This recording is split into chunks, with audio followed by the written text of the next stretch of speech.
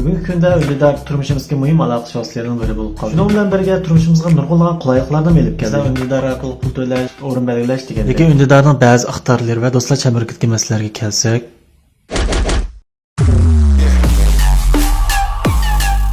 bugungi kunda naqshkechilikni do'stlar chambarkida biyoz ko'radi. Uydan chiqmaylar do'stlar chambarkida avorayni qanaqligini biladi. Siz bozordan sotib olmoqchi bo'lgan narsa do'stlar chambarkida asos sotim bor. Andan yana do'stlar chambarkida yangi chiqqan kinolar va sayohat joylarni o'zingiz berib ko'rib kelgandek tuyg'uda bo'lsiz.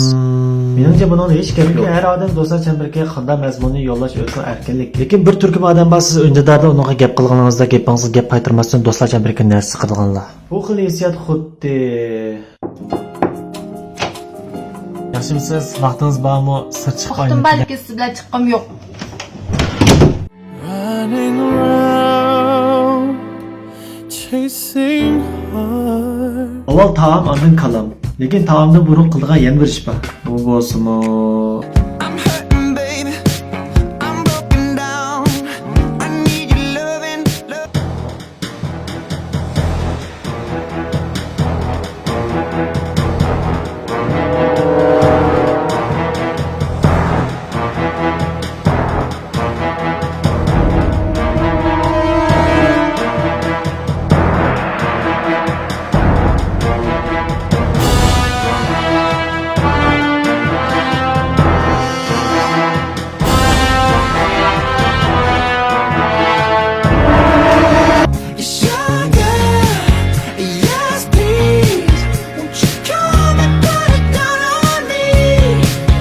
Apam undidarda menga gap qilganda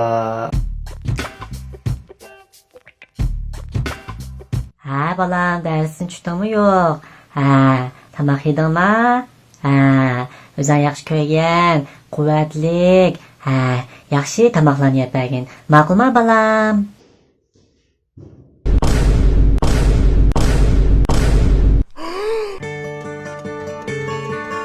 Apam uyda menga gap qilganda kunda yon yursa ham to'qapa. Yo'qsa yemay nima yetding? Ben o'qish bitirib, xizmat etib, o'zing baqalganda, shu chaqda nima yeysan shunga?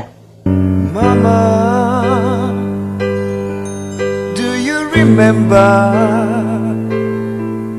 Unda undidarning ba'zi bir iqtidorlarida o'zgarish elib borgan deydi. Masalan, qarshi taraf undidarda meni yuvayotganda nimdar sistemida eskartish bermaydi. Va yoki qarshi taraf meni yuvitish bilan birga undidar avtomatik holda uni yuvasmaydi. Shunda qilganda boshqalar bir tal chekki va yoki undidarni tozalatmay uchur qaytarmasangiz bo'ladi. Deganda uchurlarni kamaytidi.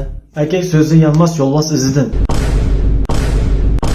Undidarning cho'q ixtiyorini ishlatganda nim deb qarshi tarafga eskartidi deydi. Unda yana ba'zi bir odamlarning do'stlar chambarkidagi ko'rinishi bilan real turmushdagi ko'rinishi o'xshash bo'lib ketishini aytadi. Masalan, I love you. Imada.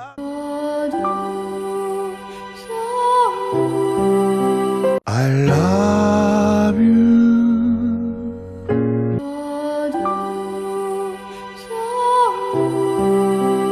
I love you. Imada.